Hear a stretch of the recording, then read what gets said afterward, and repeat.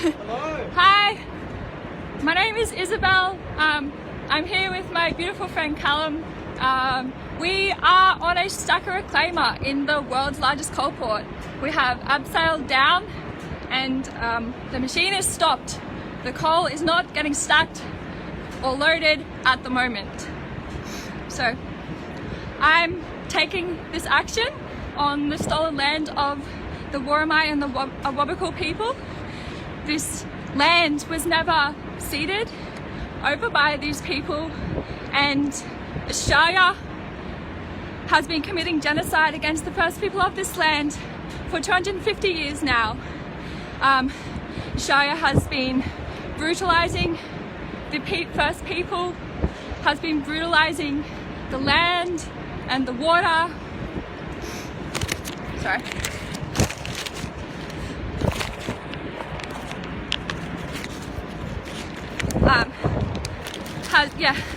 Sorry about that, just rotating the phone. So I want to pay my respects to the Worimi and the Awabakal people who nurtured this land and had custodianship over this land for millennia. And I'm taking this action today because I can't stand by and let this happen, let Australia to destroy everything. Like, Australia is a leading player in the climate crisis. They are pushing life towards extinction. They are pushing life support systems to a breaking point, and I guess enough's enough. Like, it's life or death at this point, and like, I would love to be doing something fun, something pleasant, something that wasn't hanging off a huge, ugly piece of machinery, looking over the mountains and mountains and mountains of coal. I'll just give a little tour around. You can see the coal piles over there. They're absolute mountains, and this coal has been raped out of the land. This coal is actually, it's ancient organic matter. It's ancient life that has just been greedily taken from the soil, from the heart of the earth. And Australia has the largest coal port in the world, is the largest exporter of coal, and that's not okay. It's not okay at all. And so anyway, I'm here under the banner of Blockade Australia.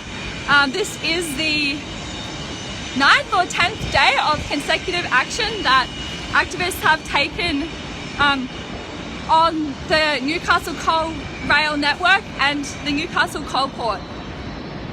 There was a brave activist that went this morning into the coal port, and many more, I think something around like 19 that have locked on in various forms to the railway line starting last Monday. I wish I didn't have to be doing this, but I'm definitely honoured to be here with Callum over there. What a legend. And everyone else that's done this in the past week and a bit. Just let me take a few breaths. I just want to say that if you do believe that we're in a state of climate emergency, you should do what you can from where you're at, without giving yourself any expectation to be where we are, but just from where you are, do what you can.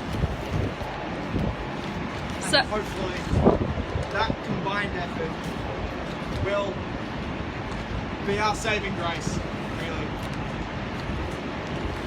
So I'm not sure if you were able to hear that or not. It's definitely pretty noisy up here, but yeah, Callum had some words then. So I guess, I should introduce what I mean by when I refer to Australia. I am absolutely not referring to the land, the majority of the people, the water, all the systems that support life, all the different life forms that are here. Like, I love that to death, and I'll do some pretty strange things apparently to try and preserve that. But what I mean when I refer to Australia is this brutal colonial force, this brutal entity that is driving life towards extinction. It's a conglomeration of like the government and corporations that are wedded in a horrendous way. Australia does not support the majority of the population. Yeah, it's just a few greedy bastards on top that run the show, that run the exploitation machine. And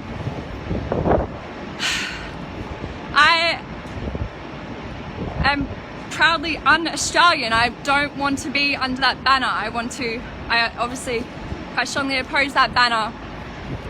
I oppose the militarized economy that murders both onshore and offshore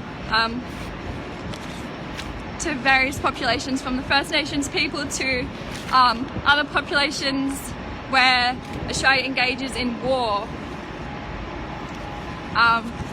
War on other lands to gain more power and more control and more extraction of the resources. I've got this photo landscape, so I'm just turning my head to try and see some of the comments. Thank you. Yeah, thank you everyone for the nice comments.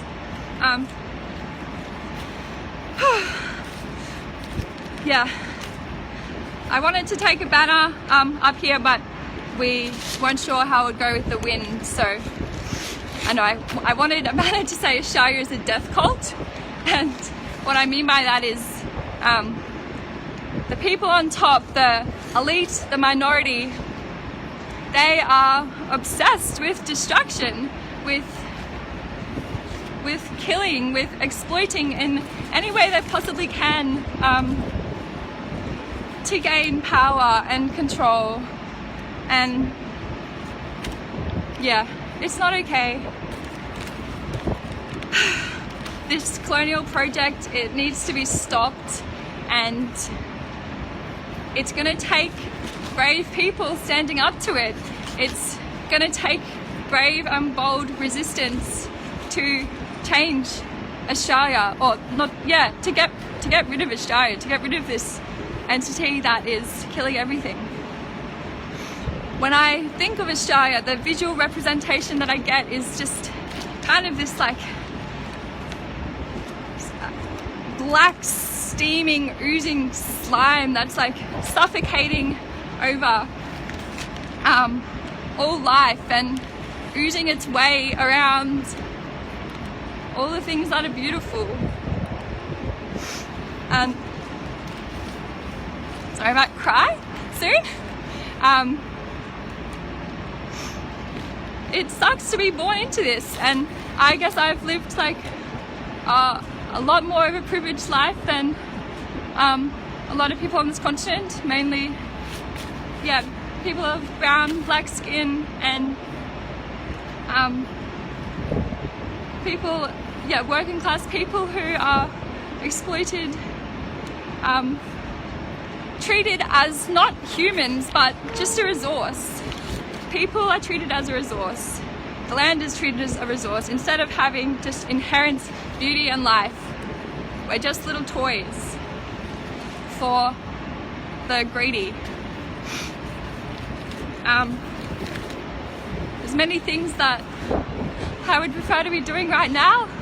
I don't really want to be doing crazy direct action like this, but I think it's absolutely necessary.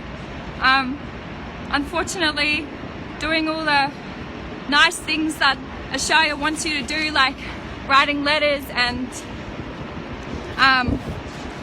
petitioning and lobbying within the government system, like to get change, it's ultimately never going to get the change that we need, because the system that we live under is so rigged.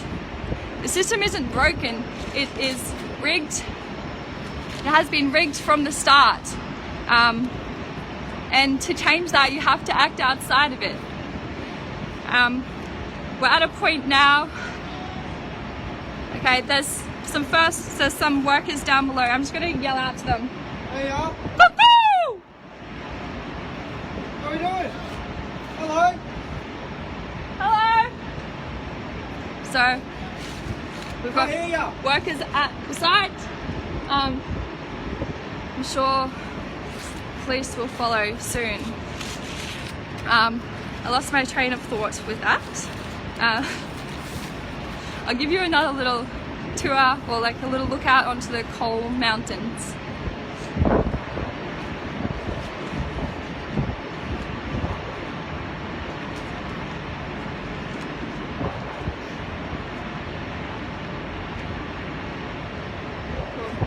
So, and yeah, I'll just introduce myself again. My name's Isabelle. This is my friend Callum. We are currently climbing off a stacker reclaimer in the Newcastle Coal Port, the largest coal port in the world. We are stopping this machine from operating. And this is following on from 8 or 9 days of direct action by activists under the banner of Blockade Australia. Some days there's been 2 or 3 actions in a day, and this has stopped a lot of work from happening. So the Newcastle Coal Port and the rail network going into it, that was selected as a point for taking direct action, because not just because it's coal, because it is a very key part of Australia's economy. It has very significant social, cultural, political and economic value to Australia. And instead of going after, I guess, the individual mines or forests that are being logged, or refugee camps, this target has been selected because it is a bottleneck to the economy. It's a really key point to the economy. Next year, Blockade Australia will be hosting a mobilisation in Sydney, and Sydney is the heart of the colonial project that is Australia. It is the first point of colonisation. It's really where the central power lies, the heart of the economy lies there, and it's been chosen as a target for the mobilisation because of those reasons. So Blockade Australia is trying to go after, I guess, like the head of the octopus, the head of the octopus, instead of just all the different arms that there is. Within this continent, there is like a really strong history of direct action using blockade tactics. However, as the population and the people that are taking action on this continent are pretty sparse, as it's a fairly sparsely populated continent, when we blockade at lots of different locations, we are spreading our resources pretty thin, and time is really of the essence at the moment, and we don't have time to spread our resources thin. We have to combine them together so that we can stand a chance against Australia. So Blockade Australia hosts mobilisations, and be there next year in Sydney, June 27th. We can do this, like we really can, if we combine our power, our people power together. The elite are terrified of us doing that. They love us separated.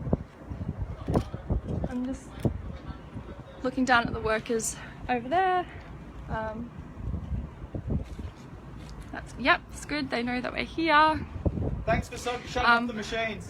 We've been here for in the port for over an hour now, stopping work. Sydney, it's not that hard to travel to. I know COVID has made that really difficult, and I'm really hoping for a different sort of situation next year, but we can all get to Sydney next year, every one of us. And if there's all of us there, the elite don't stand a chance. They are nothing when there is such strong people power. Yeah, as I was saying, they love us divided. They know how to handle blockade camps that are sporadically placed across the continent and scattered, because there's often not many people there at all to sustain them.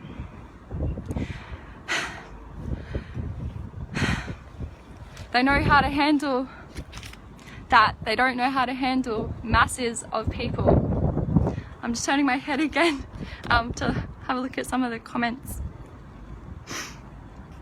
And cool. Thanks for the love again.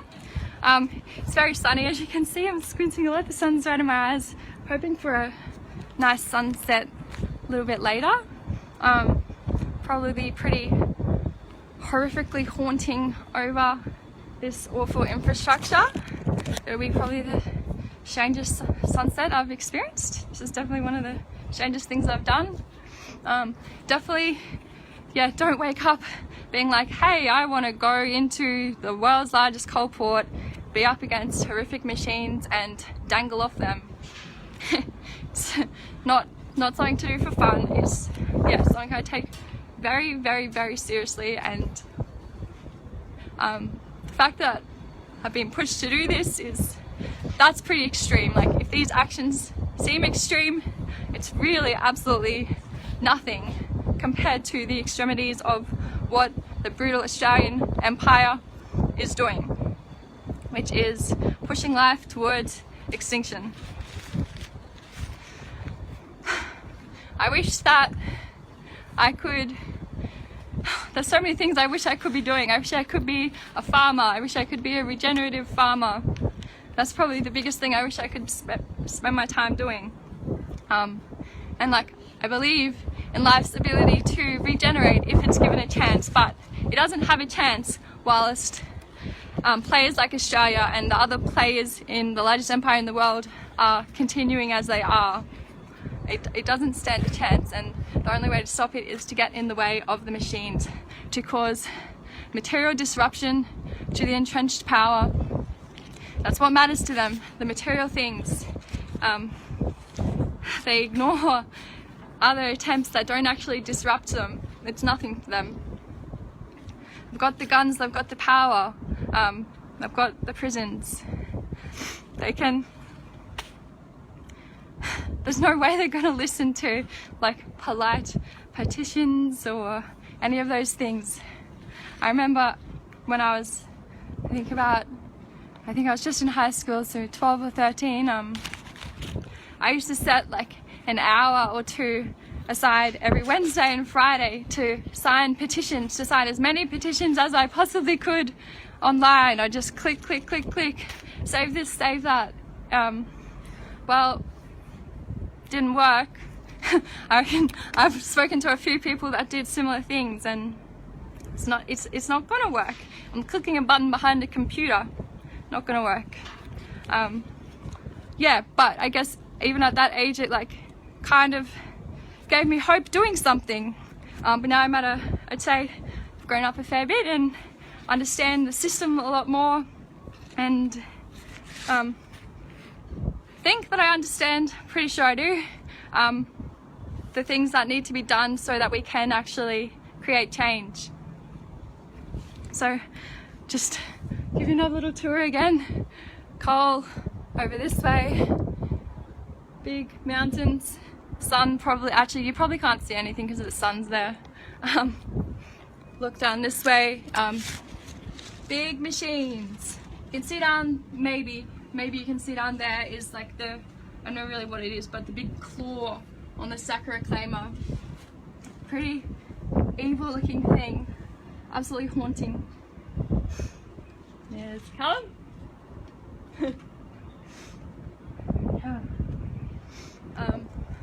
Yeah, no sign of police at this point. Yeah, so if anyone tuning in, my name is Isabelle. I'm hanging off a Sakura claimer in the world's largest coal port. It's not what I want to be doing.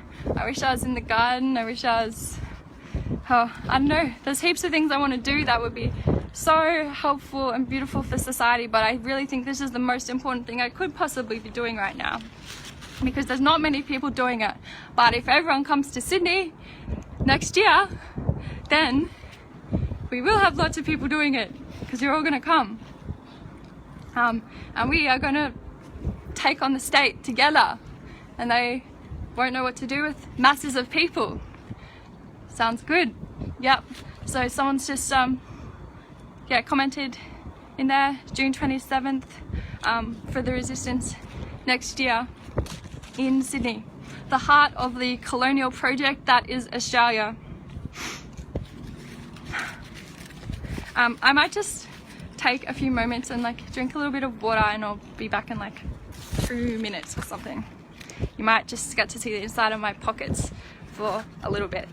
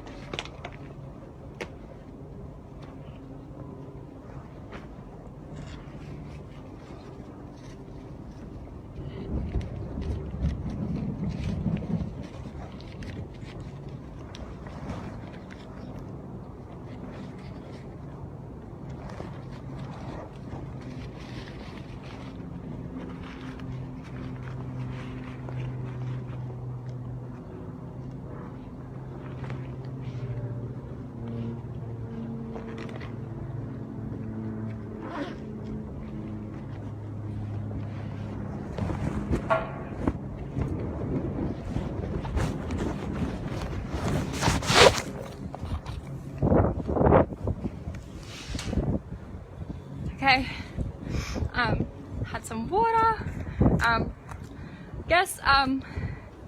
yeah, also take this moment, I guess, to talk about the bushfires. And there's a lot of people that I've spoken to recently that were horrifically affected by bushfires like 2 years ago. I was affected by the bushfires 2 years ago. I was living in a location that was affected by them. Fires were about 4 kilometers away. One morning I was awoken by someone else living there, that letting me know that we should evacuate. It was about, yeah, I think 4 in the morning,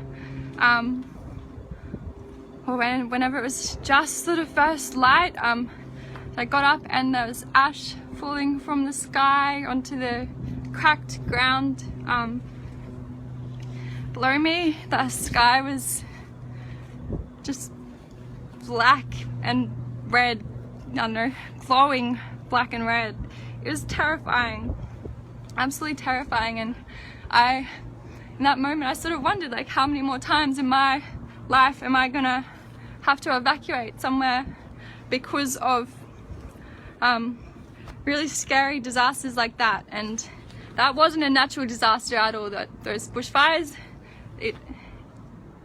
there's no way that those fires would have occurred to the extreme severity that they did if it wasn't for the colonial Australian project that has been raping the land for 250 years, that's been draining the water basins,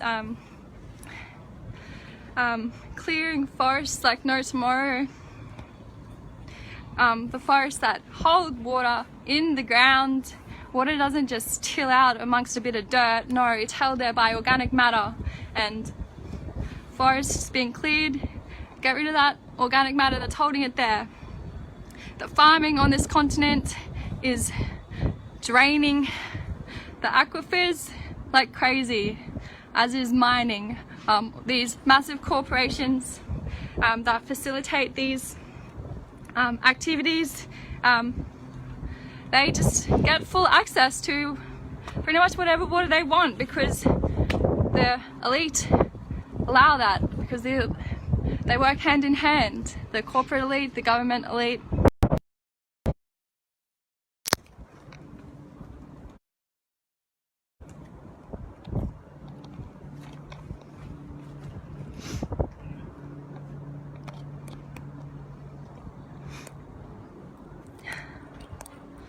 Yeah, that morning when I was waking up with the fires, that was terrifying. I got out, I chucked a few things in the car and got out of there, and as I was driving out, there was this panicked koala, like, I don't know, scrambling up the road.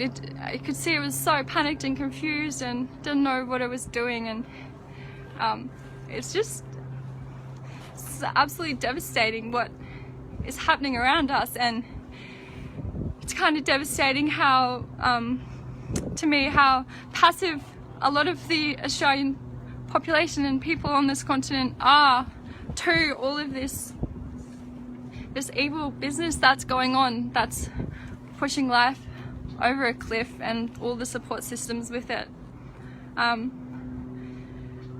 Yeah, there's definitely a very, very strong resistance on this continent by the First People and other people that have joined in the fight over the years.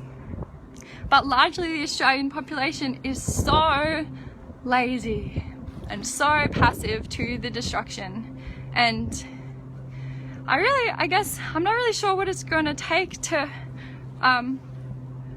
wake a lot of people up to that. I mean, I do think it's happening, but I guess people need direction on what to do. People don't really know what to do. So if you're listening to this, and anyone else, and tell anyone else that you know about Sydney next year, June 27th, in Sydney, hopefully a really mass mobilisation will occur that's going to take on the state and make a stand against the exploitative system that Australia is operating under, and not operating under, that Australia has created, that we unfortunately have to exist under. Looking at comments.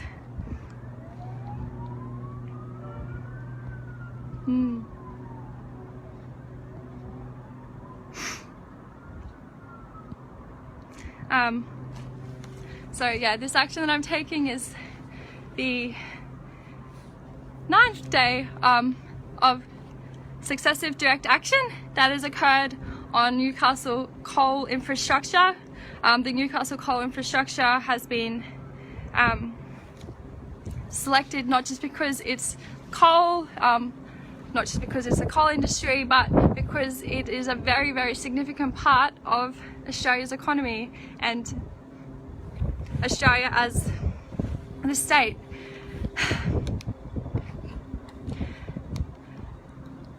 Blockade Australia is, I guess, a network of people that are trying to do blockading tactics in a bit of a different way to what has generally happened on this continent so far. So it's trying to take things away from just defending a certain location, such as a forest or a river, that from being cleared, or mine or gas, or a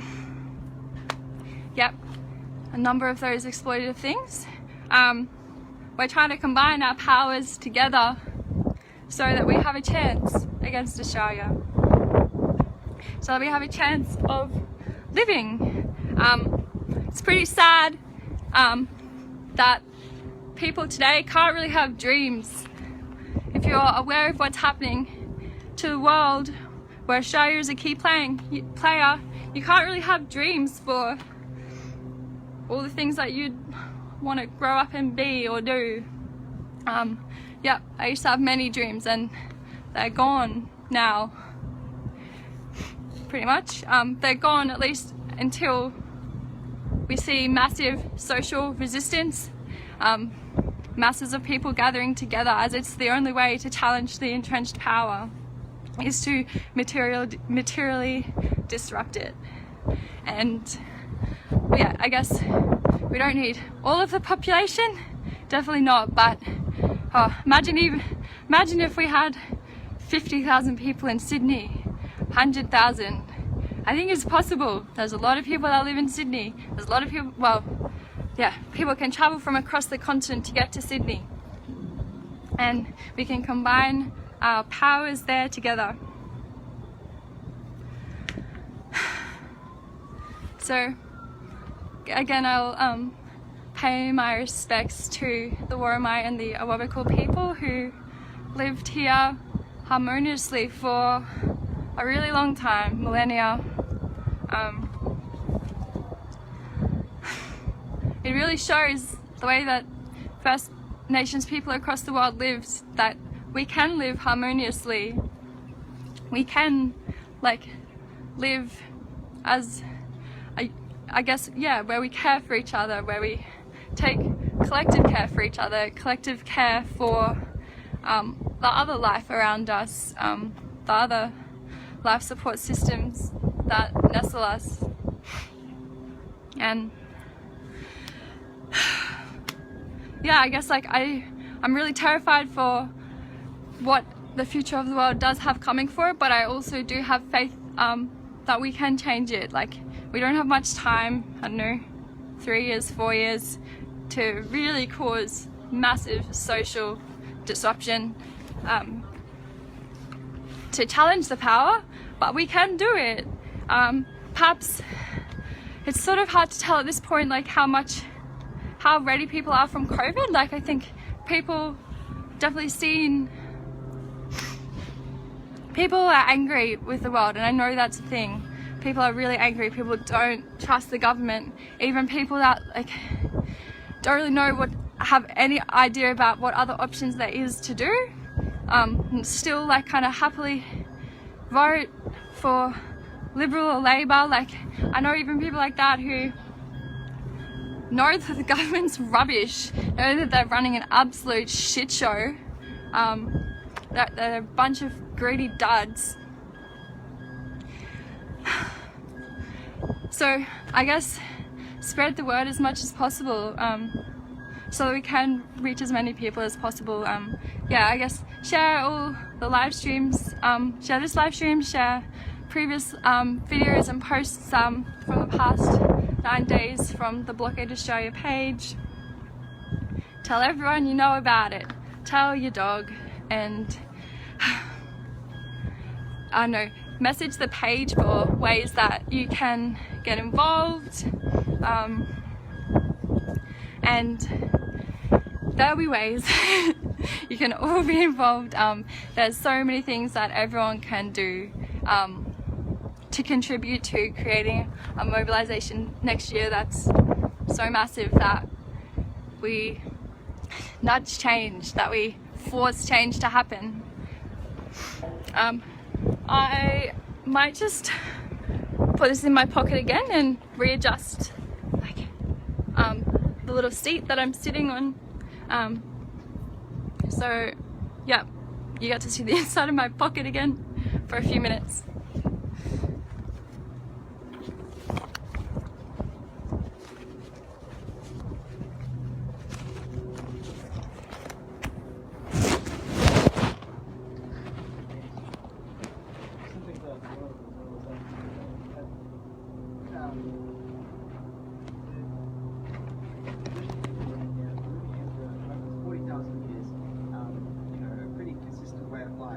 Last that long, they're clearly doing something like that, you know?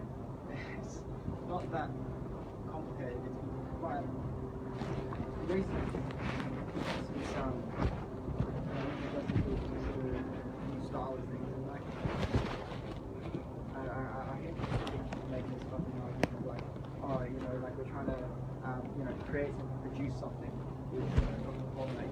You're not producing anything, you're just extracting something. You're not actually like adding anything. Yeah, anyway, sorry. Yeah. I can't talk at the same time. Yeah. I wish I could, but I would I wouldn't be able to get anything out. I can talk to you, you know. But, yeah.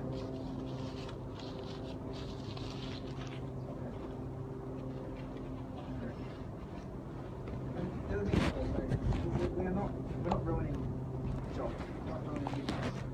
Okay, you know, they get paid. You know, they may be asked to do overtime, something like that, but they are, you know, bound by the same laws that we are. We're not going to force them. Well, there's a difference. Like, we do into protective action, and they don't. Or maybe they do protective action for the rail industry.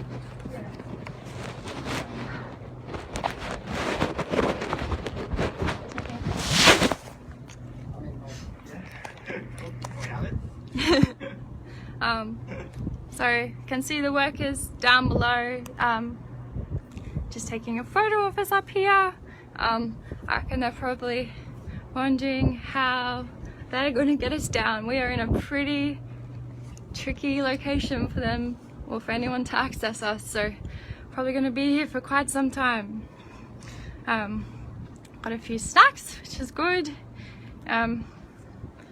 So yeah, my name is Isabelle. I just introduced myself again and what I'm doing here. This is Callum over here. The two of us are hanging off a stacker reclaimer in the Newcastle Coal Port, the largest coal port in the world. The coal port is on the stolen lands of the Worimi and the Awabakal people. I'm doing this because I am absolutely desperate. I'm absolutely desperate for change, and I don't know what else to do. It's really freaky, it's terrifying, the future that is ahead of us. I wish there was easier ways, like imagine if you could just vote your way, get a climate election, get an election or something that saves us, but there's no way that that's going to happen. There's no way we're going to get a climate election because Australia is structured in a way that makes that absolutely impossible. The system is rigged. It's not broken. It's working exactly as it was designed to do so.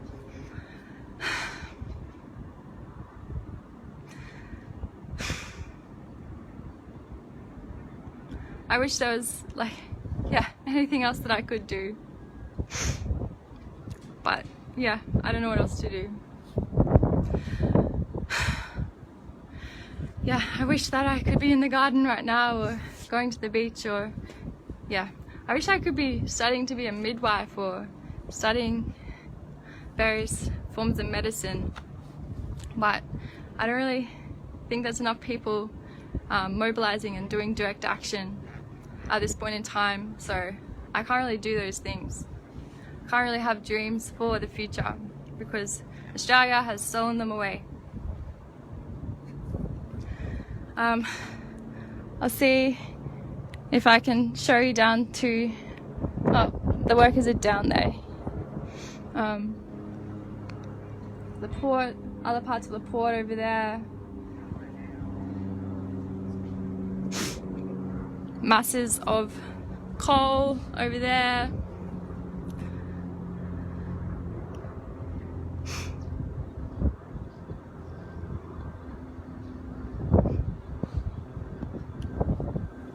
It's really hard to read the comments while the phone's in landscape.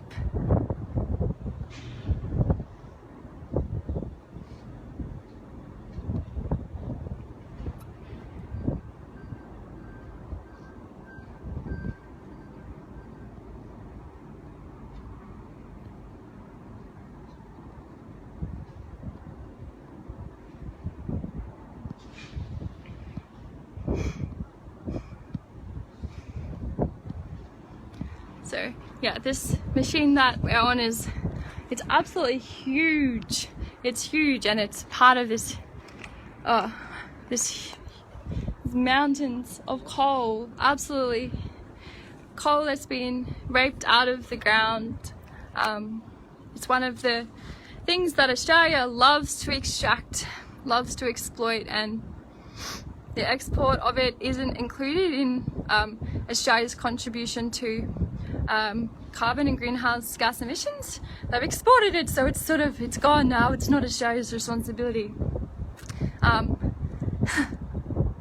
It's a pretty load of shit. Not that like those sorts of counting of emissions really does anything anyway, but it's just, yeah, proof that because Australia doesn't have to consider and count its export coal as their emissions, it's just, yeah, further proof of the rigged system that we live under. That rigged system that has been exploiting the first people of this land since colonizers first arrived. That's exploiting people overseas. You know, the war in Afghanistan.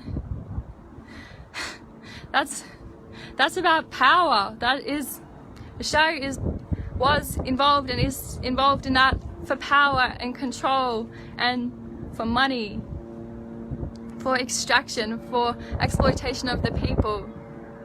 They'll do whatever they can do.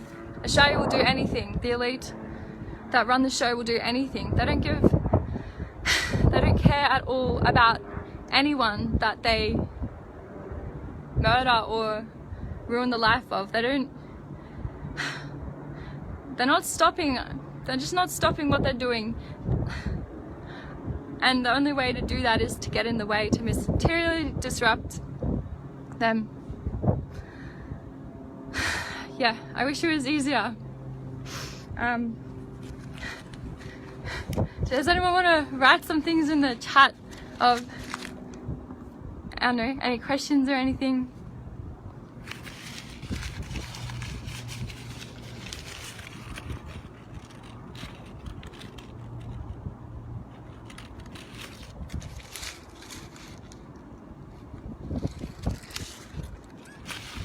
So someone's saying, when are you going to actually change something, not just be an inconvenience? Well, if you're not an inconvenience, it's not going to change. History shows that. It's so blaringly obvious that the empires, these large empires that are so hell-bent on extraction and exploitation, that if you don't disrupt them, there is no change. There's no way we're going to get change if we're not an inconvenience. And yeah, definitely know I'm an inconvenience to the state right now. And is your priority convenience or is it survival? Yeah, so Callum just said, is your priority convenience or is it survival? And yeah, I reckon I can say mine is survival, and it's survival of my friends, it's survival, my family, survival of life on Earth is a far greater priority than, I don't know, inconvenience. But it's like, what am I being inconvenient of? It's like, workers still get paid? The workers still get paid here. You know, they're still getting paid. I also think that, like, a lot of these workers in this industry are being exploited as well. Australia, the top dogs do not care about the workers. They wouldn't have workers working in such horrific conditions, for their health if they did.